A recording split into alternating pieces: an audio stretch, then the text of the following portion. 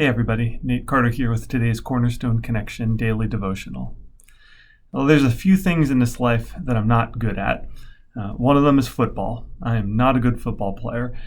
Now, I probably don't stand much of a chance of becoming a good football player because I'm skinny and not very athletic. But one thing that I know is true is that you never get good at anything if you don't prepare and you don't practice. Another thing that I'm not very good at is evangelism. And I took this principle to heart about preparation. 1 Peter 3:15 says, "Always be prepared to give an answer to everyone who asks you to give the reason for the hope that you have, but do this with gentleness and respect." And I was thinking the other day, would I be ready if someone asked me, what's the reason for my hope? So last week I sat down and I just wrote out my answer to that because I want to be prepared. I want to be ready. And I don't want to add evangelism to the list of things that I'm not good at simply because I haven't prepared well and I haven't practiced. So I want to share with you my testimony. So why do I have hope? Well, I lived most of my childhood as the poster child of obedience. I always did the right thing. I made my parents proud. I was involved in church, got good grades. When I graduated from high school, a switch flipped in my soul. I decided that I wanted to experiment with what life would be like if I abandoned the choir boy image and did whatever felt good in the moment. Along with that, I decided to walk away from the Christian faith I had grown up with, just to see what it would be like to live life like a complete hedonist. That summer, I experimented in every way I could reasonably get my hands on, things to this day I'm ashamed of.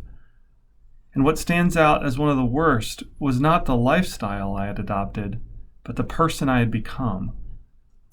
My parents threw me a beautiful graduation party that summer, and I acted like a complete jerk to them the whole time. Late that summer, I attended a huge Christian youth conference in Washington, D.C. I'm not sure why I went.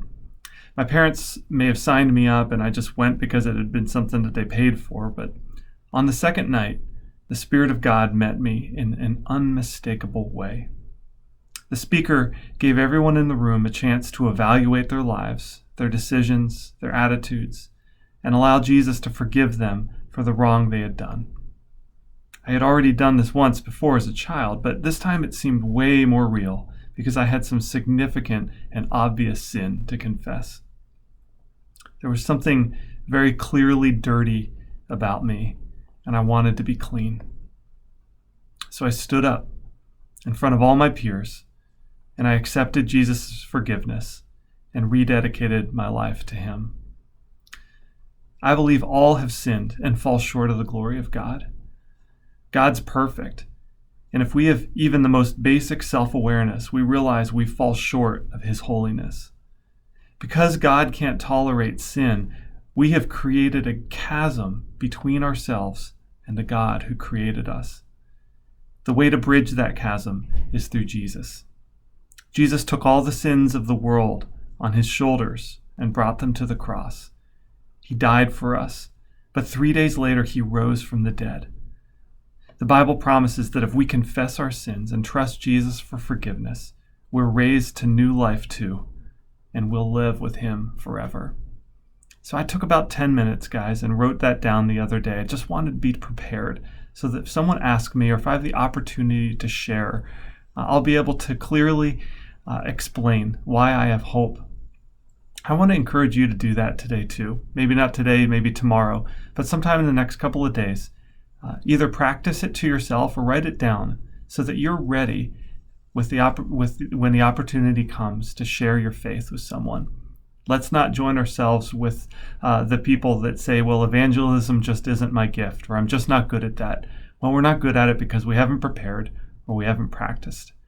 So let's hold each other accountable to be prepared to share the reason that we have hope. God bless you. We'll see you next time on the Cornerstone Connection.